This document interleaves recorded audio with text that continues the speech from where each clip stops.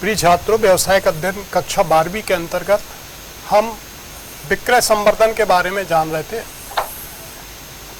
आज हम यहाँ पर अध्ययन करेंगे विज्ञापन के बारे में। तो विक्रय प्रवर्तन क्या है, हमने ये पूर्व में जाना। विक्रय प्रवर्तन के माध्यम से जो है हम एक वस्तु के विक्रय को बढ़ाने के लिए जो समस्त प्रकार के कार्य किए जाते हैं वो विक्रय प्रवर्तन के अंतर्गत आते हैं।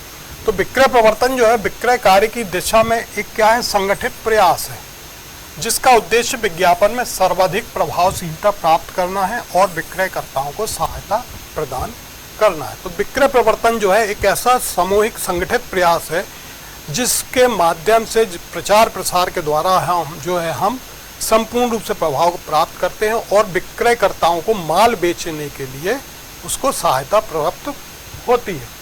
इस प्रकार से विक्रय प्रवर्तन के माध्यम से वस्तुओं व सेवाओं के प्रति जो है ग्राहकों का ध्यान आकर्षित किया जाता है और उन्हें माल को खरीदने के लिए, वस्तु को खरीदने के लिए उन्हें उत्तेजित किया जाता है, उन्हें आकर्षित किया जाता है। तो विक्रय प्रवर्तन के अंतर्गत जो दूसरा बिंदु यहाँ पर विज्ञापन है, इसके बारे में हम विशेष तौर पर यहाँ देखेंगे। विज्ञापन क्या है? एक वस्तु के प्रचार प्रसार के लिए जो लिखित या मौखिक या चित्रित रूप से जो हम उस वस्तु के बारे में, उस माल के बारे में जो है जानकारी ग्राहकों तक, उपभोक्ताओं तक पहुंचाते हैं, वो विज्ञापन या प्रचार प्रसार के अंतर्गत आता है। तो डॉक्टर बर्डन ने कहा है कि विज्ञापन के अंतर्गत वे सभी क्रियाएं सम्मिलित होती हैं जिससे दृश्यमान या मौखिक या लिखित संदेश जो है जनता को सूचना देने के लिए, किसी वस्तु को खरीदने के लिए प्रेरित करने के लिए किया जाता है।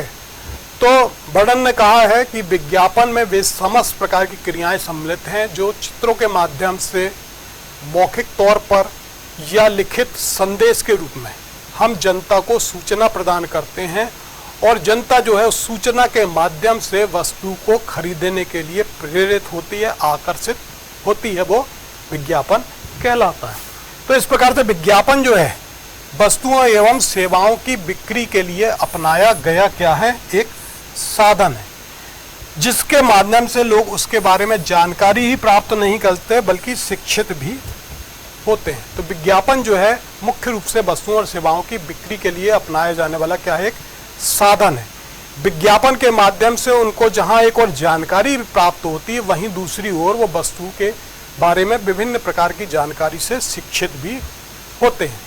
तो ये कहलाता है विज्ञापन।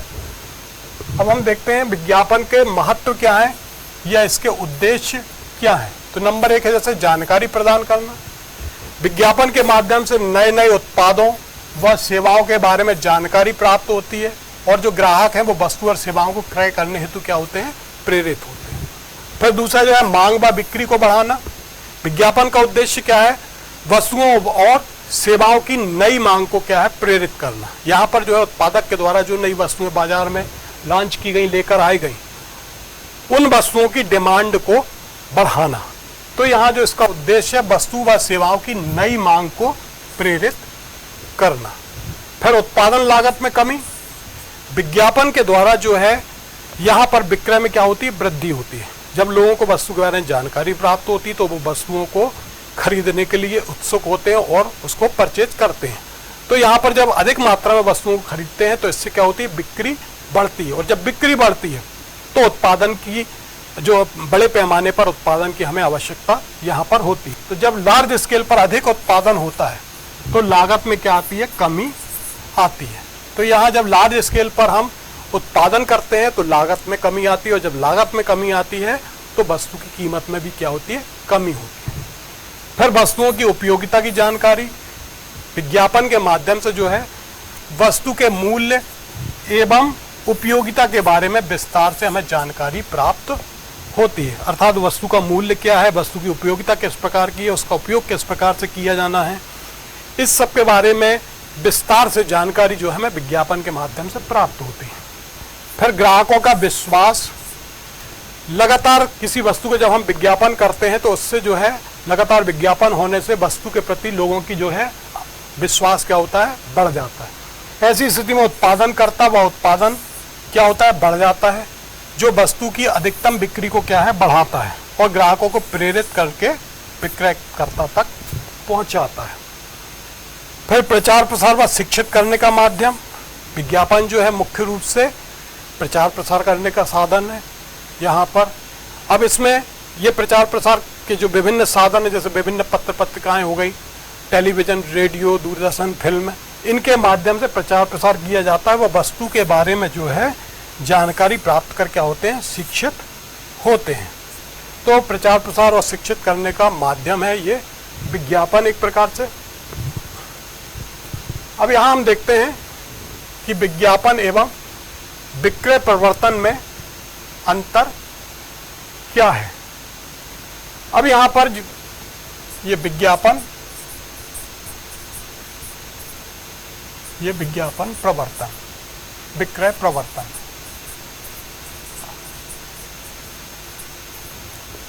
तो इसका उद्देश्य जो विज्ञापन का है ये क्या है, सामूहिक रूप से वस्तु के क्रय को प्रोत्साहित कर व्यक्तिगत विक्रय को आसान बनाना है। वहीं विक्रय प्रवर्तन का उद्देश्य क्या है, इसका उद्देश्य विज्ञापन एवं व्यक्तिगत विक्रय के बीच की दूरी को कम करने वाले पुल की भांति कार्य करना है विक्रय प्रवर्तन का। फिर संबंध की बात करें तो विज्ञापन में जो है ग्राहकों से प्रत्यक्ष संबंध नहीं होता, जबकि विक्रय प्रवर्तन में जो है ग्राहकों से प्रत्यक्ष संबंध होता है। फिर तीसरा, आवश्यकता। आधुनिक समय में विज्ञापन जो है वो अति आवश्यक है।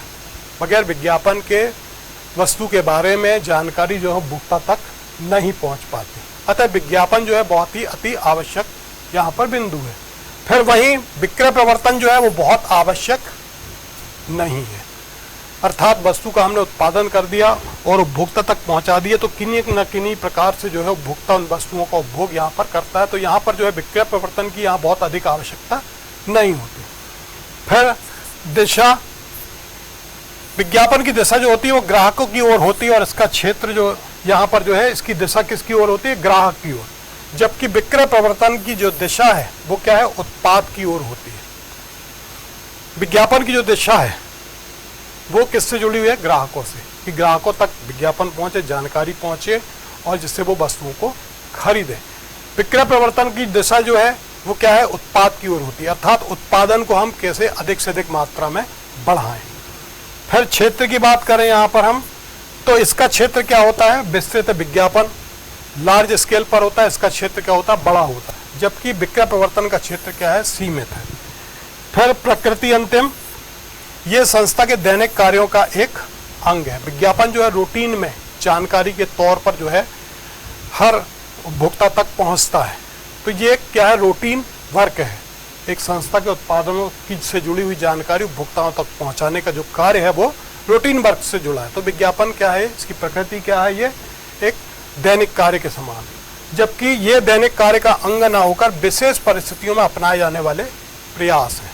किसी विशेष समय जब हमें बिक्री को बढ़ाना है तब उस समय जो प्रयास किए जाते हैं वो विक्रय प्रवर्तन के अंतर्गत किए जाते हैं। तो ये विज्ञापन और विक्रय प्रवर्तन में मुख्य अंतर है। फिर विज्ञापन के माध्यम कौन कौन से, इनको हम देखेंगे। नंबर 1, पत्र पत्रिकाओं द्वारा विज्ञापन। देश में प्रकाशित विभिन्न पत्र पत्रिकाओं में प्रकाशित करने से आम जन तक जो है शीघ्रता से कम व्यय पर जानकारी पहुंच जाती है। ये माध्यम जो है बहुत ही लोकप्रिय है। यहाँ पर जो है विभिन्न पत्र पत्रिकाओं का सर्कुलेशन, अर्थात उनकी प्रकाशित प्रतियों की संख्या जितनी अधिक होगी, प्रचार प्रसार उतना ही अधिक होगा। तो ये सर्कुलेशन जो है जितना अधिक उस पत्र पत्रिका का सर्कुलेशन होता है, उसकी प्रकाशित प्रतियों की संख्या जितनी अधिक होती है, प्रचार प्रसार उतना ही अधिक होता है। इसके जो लाभ है, प्रकाशित विज्ञापन के लाभ, नंबर 1, क्षेत्रीय व राष्ट्रीय स्तर पर असंख्य लोगों द्वारा आसानी से उत्पाद की जानकारी दी जा सकती है। तो क्षेत्रीय और राष्ट्रीय स्तर पर विभिन्न प्रकार की पत्र पत्रिकाएं प्रकाशित होती हैं, उनमें यदि विज्ञापन यहाँ पर दिया जाता है तो वो विज्ञापन जो है बहुत सारे लोगों तक आसानी से पहुँच जाता है। फिर अन्य माध्यमों की तुलना में विज्ञापन की लागत यहाँ क्या होती है, कम होती है, क्योंकि ये सामान्य तौर पर प्रिंटेड रहता है, तो इसकी लागत जो होती है क्या होती है, कम होती है। फिर विज्ञापनों को चित्रों के साथ या अदल बदल कर दिया जा सकता है, अर्थात विज्ञापनों में हम बीच बीच में परिवर्तन कर सकते हैं। लोचशीलता जो है विज्ञापन में क्या होती है, लोचशीलता इसमें होती है। लोचशीलता होती है विज्ञापन में। तो विज्ञापनों को चित्रों के द्वारा जो है हम दे सकते हैं और अदल बदल कर भी दे सकते हैं। आज ये विज्ञापन दिया, कल उसमें मैटर में थोड़ा चेंज किया तो दूसरा दिया, इस प्रकार से उसमें परिवर्तन कर सकते हैं। फिर विभिन्न क्षेत्रों में भाषाई आधार पर निकलने वाली पत्र पत्रिकाओं में उत्पाद की जानकारी प्रकाशित करके शीघ्रता से उस क्षेत्र में उसे प्रचारित किया जाता है। फिर अंतिम जो वर्गीकृत कॉलम में विज्ञापन, वर्गीकृत कॉलम में विज्ञापन से तात्पर्य यहाँ पर छोटे छोटे विज्ञापन जो निर्धारित है सेंटीमीटर से बटे होते हैं, उसमें भाग में विज्ञापन दिया जाता है जिसे अधिक लोग पढ़ते हैं। तो ये जो है प्रकाशित विज्ञापन के लाभ और पत्र पत्रिकाओं द्वारा जो विज्ञापन होता है उससे संबंधित। फिर बाह्य विज्ञापन, दूसरा प्रकार जो है वो विज्ञापन के माध्यम में बाह्य विज्ञापन। बाह्य विज्ञापन हम देखते हैं जैसे रेलवे स्टेशन पर या बस स्टैंड में बड़े बड़े या सड़कों पर बड़े बड़े होर्डिंग या बोर्ड जो लगे रहते हैं, इनके माध्यम से जो है प्रचार प्रसार किया जाता है, वो बाह्य विज्ञापन के अंतर्गत आता है। इसमें विभिन्न पब्लिक प्लेस पर विज्ञापन बोर्ड, बिजली की सजावट से विज्ञापन, सैंडविच विज्ञापन, बस रेल विज्ञापन, स्टिकर विज्ञापन आदि के द्वारा जो है आम जन को अपने उत्पाद के बारे में बताया जाता है। ये विज्ञापन जो है लंबे समय तक के लिए प्रभावशील रहते हैं। तो बाह्य विज्ञापन वे विज्ञापन है जो कि विभिन्न पब्लिक प्लेस पर, सार्वजनिक स्थानों पर बड़े बड़े होर्डिंग्स के द्वारा, बोर्डों के द्वारा जो है हम यहाँ पर प्रचार प्रसार करते हैं, वो बाह्य विज्ञापन के अंतर्गत आते हैं। फिर यहाँ पर तीसरा जो है फिल्म एवं टेलीविजन के द्वारा विज्ञापन। ये आज के समय में एक बहुत ही सशक्त माध्यम है विज्ञापन का। बड़ी बड़ी कंपनियां जो है अपने उत्पाद के बारे में चित्रों के माध्यम से, स्टोरी के माध्यम से, कार्टून या विभिन्न सेलिब्रिटीज के माध्यम से उत्पादन के बारे में जानकारी प्रदान करते हैं। यहाँ जो है वस्तुओं का प्रचार करना आसान एवं दोहराना संभव हो जाता है। अर्थात एक बार जो हमने यहाँ पर एडवर्टीजमेंट तैयार कर लिया तो उसको हम कई बार जो है फिल्मों में या टेलीविज़न के माध्यम से उसको हम विभिन्न चैनलों में प्रसारित कर सकते हैं। ये विज्ञापन जो होता है एक बार ही विज्ञापन तैयार किया जाता है जो लंबे समय तक चलता है। इस प्रकार के विज्ञापन में जहाँ लाभ ही हैं वहीं इसकी प्रमुख सीमाएं या हानि भी हैं। यहाँ जो है विज्ञापन को तैयार करने में क्या होता है, लंबी लागत एवं समय लगता है और जो इसका इफेक्ट है, प्रभाव है, उसको मापना संभव नहीं हो पाता कि यदि 1 लाख रुपए का विज्ञापन पर जो खर्चा किया गया यहाँ पर उससे जो है बिक्री पर क्या प्रभाव पड़ा, ये माप करना संभव नहीं होता। फिर दूसरी हानि क्या है कि यदि बार बार विज्ञापन आता है तो लोग इन्हें देखना पसंद नहीं करते, जिससे साधनों का बड़ी मात्रा में अपव्यय होता है। हम लोग यदि टीवी पर किसी प्रकार का विज्ञापन बार बार रिपीट करते हैं तो ऐसी स्थिति में बड़ी कोफ्त होती है और हम उन्हें देखना पसंद नहीं करते। तो ऐसी स्थिति में यहाँ पर जो है साधनों का अपव्यय होता है। तो फिल्म या टेलीविज़न का माध्यम, फिर रेडियो या विभिन्न श्रव्य माध्यम, रेडियो एवं अन्य श्रव्य माध्यम जैसे FM मोबाइल, FM हो गया, मोबाइल फ़ोन आदि द्वारा जो है राष्ट्रीय अंतर्राष्ट्रीय नेटवर्क के माध्यम से उपभोक्ताओं को जानकारी प्रदान करने की प्रमुख साधन है। इसमें विज्ञापन संदेश जो है तुरंत प्रसारित करना संभव होता है। यहाँ पर जो है श्रव्य साधनों के माध्यम से जो विज्ञापन प्रसारित किया जाता है उसका जीवन काल क्या होता है, कम होता है और इसका प्रभाव भी जो होता है अल्पकालिक होता है, क्योंकि जो हमने अभी सुना थोड़ी देर बाद क्या होते हैं हम भूल जाते हैं। तो इसका प्रभाव जो है अल्पकालिक होता है और इसका जीवन काल भी छोटा होता है। तो यहाँ पर फिल्म और टेलीविज़न माध्यम और रेडियो व विभिन्न श्रव्य माध्यम। इसके बाद फिर डाक द्वारा प्रत्यक्ष विज्ञापन। इसमें क्या है, विज्ञापन माध्यम में ग्राहकों से डाक द्वारा सीधे संपर्क स्थापित किया जा सकता है। इसमें ग्राहकों के जानकारी से जुड़े व्यक्तिगत पत्र, पुस्तिकाएं, बुलेटिन, पत्रक, फोल्डर या कार्ड आदि डाक से सीधा भेजा जाता है। यहाँ पर जो है इन फोल्डरों के माध्यम से, व्यक्तिगत पत्र के माध्यम से, पुस्तक के माध्यम से जो है डाक के द्वारा सीधा ग्राहक के पास जानकारी भेजी जाती है। फिर ग्राहक जो है उन प्राप्त पत्रकों पर जानकारी प्राप्त करके जो है उत्पाद को खरीदने के लिए तैयार होता है और इसमें जो है उत्पाद को खरीदने के लिए उत्पादककर्ता के द्वारा जो विभिन्न छूटें दी गई हैं, विभिन्न रियायतों का आकर्षक ढंग से क्या होता है, उल्लेख इसमें किया जाता है। तो डाक द्वारा प्रत्यक्ष विज्ञापन से तात्पर्य कि उपभोक्ता को सीधे डायरेक्ट उत्पादन के बारे में जानकारी को पहुंचाना है। फिर मेले व प्रदर्शनियों द्वारा, आमतौर पर जहां छोटे शहरों में या विभिन्न क्षेत्रों में कुछ मेले या प्रदर्शनी लगाए जाते हैं, प्रदर्शनी में इनके माध्यम से जो है यहाँ पर आयोजित मेले या प्रदर्शनियों में उत्पाद का प्रचार करने के लिए स्टॉल व काउंटर लगाए जाते हैं।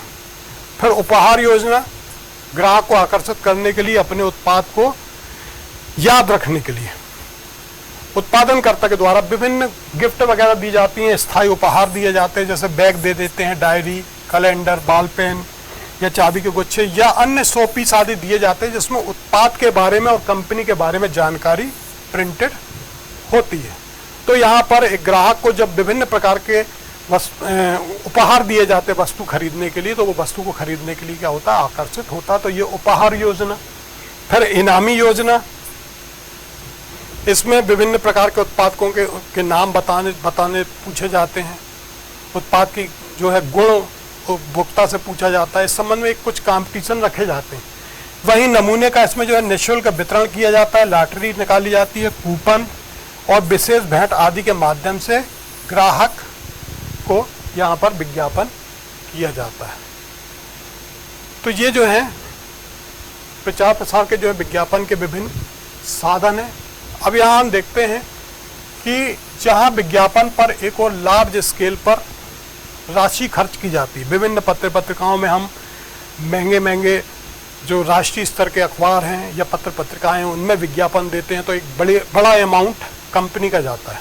वहीं राष्ट्रीय स्तर के टेलीविज़न चैनल हैं, उनमें हम जब विज्ञापन देते हैं तो वहाँ पर बहुत अधिक राशि का व्यय होता है। वहीं उन विज्ञापनों को तैयार कराने में या किसी सेलिब्रिटीज के माध्यम से हम विज्ञापन करते हैं तो उनको अमाउंट देना होता है। तो इस प्रकार से यहाँ हम देखते हैं कि विज्ञापन में एक बड़ी राशि उत्पादनकर्ता को व्यय करनी होती है।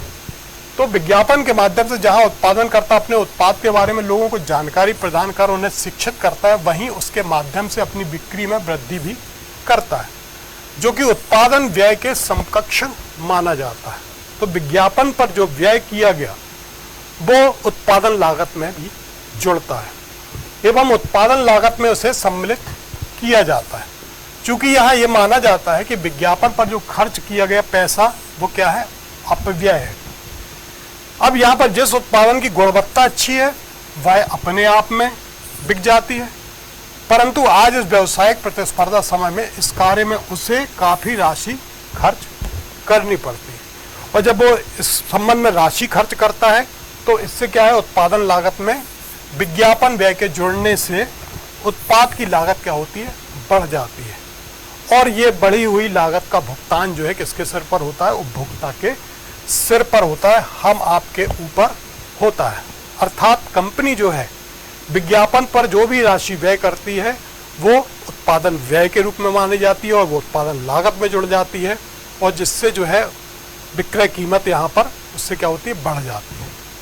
अब यहाँ पर विज्ञापन के जो दोष हैं या हानि है, तो नंबर 1 अनावश्यक मूल्य वृद्धि। तो जैसा कि बताया कि विज्ञापन व्यय के कारण जो है वस्तु की लागत का एक अभिन्न अंग होता है। उत्पादकों द्वारा विज्ञापन पर बड़ी मात्रा में राशि व्यय की जाती है, यह जो है व्यय वस्तु के मूल्य पर पड़ता है, जिसका अंतिम भार उपभोक्ता के सिर पर पड़ता है। तो ये अनावश्यक रूप से विज्ञापन के माध्यम से वस्तु के मूल्य में जो है वृद्धि होती है, क्योंकि वस्तु की लागत में जो है विज्ञापन व्यय जुड़ जाने से लागत बढ़ जाती है और इसका बढ़ा हुआ हिस्सा जो है वो उपभोक्ता को चुकाना पड़ता है। तो अनावश्यक मूल्य वृद्धि होती है इससे। फिर आवश्यकताओं में वृद्धि। अब विज्ञापन यदि किया जाता तो ऐसी स्थिति में उपभोक्ता जो है विज्ञापन के माध्यम से वस्तु को खरीदने के लिए क्या होता है, आकर्षित होता है, उसको खरीदने के लिए तैयार किया जाता है। अब यहाँ पर यदि आवश्यकता नहीं भी है तो भी विज्ञापन से प्रभावित होकर अनावश्यक रूप से वस्तु को खरीदता है, जिससे घरेलू बजट जो उसका है वो क्या होता है, प्रभावित होता है, और यहाँ पर पारिवारिक तनाव भी उत्पन्न होता है। तो एक प्रकार से विज्ञापन जो है यहाँ पर हमारी आवश्यकताओं को बढ़ाता भी है। फिर एकाधिकार को बढ़ावा। विज्ञापन व्यवसाय जगत में एकाधिकार की स्थिति को उत्पन्न करता है, जो ब्रांड एकाधिकार को जन्म देता है। तो जो कंपनी अपनी वस्तु का जितना अधिक विज्ञापन करती है, ऐसी स्थिति में वो उसका क्या ब्रांड बन जाता है और वो बाजार पर क्या कर लेता है, अपना कब्जा कर लेता है, एकाधिकार बना लेता है, जो कि स्वस्थ प्रतियोगिता में क्या है, बाधक है। यह नए निर्माताओं को बाजार में प्रवेश करने पर रोक लगाता है। तो ऐसी स्थिति में नए निर्माता जो हैं अपने नए प्रोडक्ट के साथ बाजार में प्रवेश नहीं कर पाते।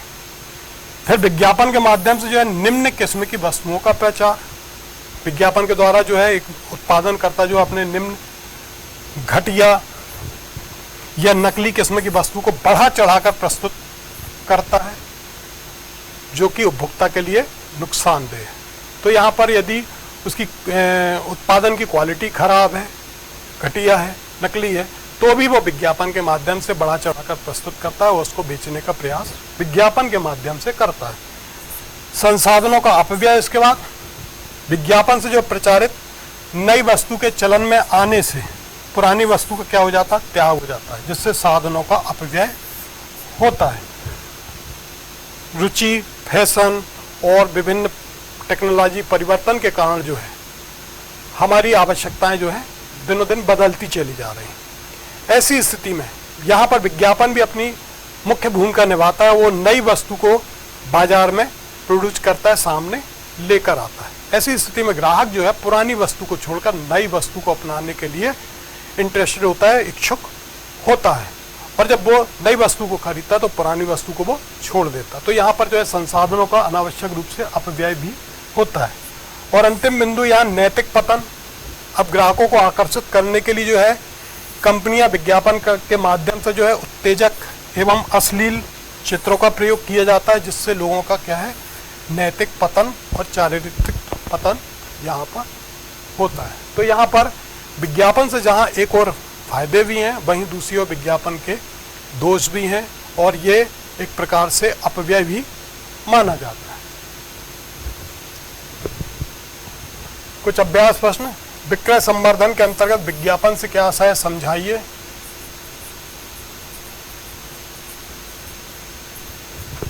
विज्ञापन के प्रमुख उद्देश्यों को समझाइए और विज्ञापन एवं विक्रय प्रवर्तन में अंतर लिखिए।